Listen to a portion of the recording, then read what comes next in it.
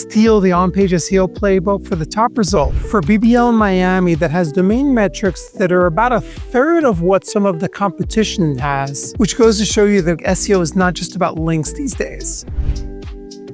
All right, so here we have the domain rating 9 website beating the domain rating 39 websites over here. This is usually a question of on-page SEO. So let's see what's going on here. To start off, they have the target keyword right in the title tag. They've also got it in the H1. They also have a value proposition, so to speak. So you have a reason to actually want to click on them in the search results. You know, when somebody's looking at all of those 10 results on Google, to be honest, they're really just looking at the first 3, but you need to give them a reason to click on you. And let's say this Doll's Plastic Surgery, despite having higher domain metrics as well as this CG Cosmetics, they don't really give you a reason to click on them. These two do.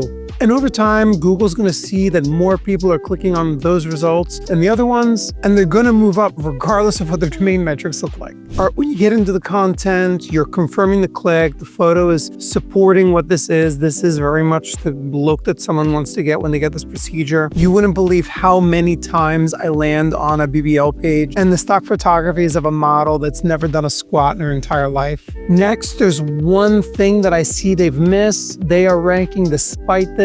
They have not included any structured data.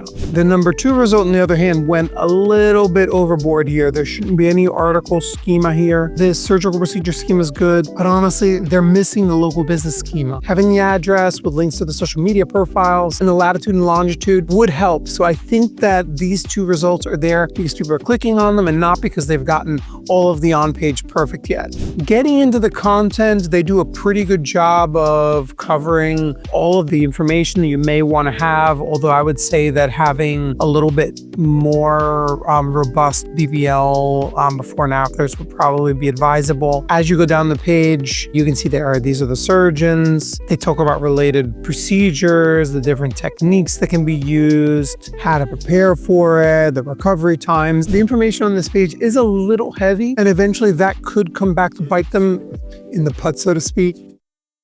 But one thing that you can learn from this content is that they are doing a good job of answering the questions that your typical patient is going to have.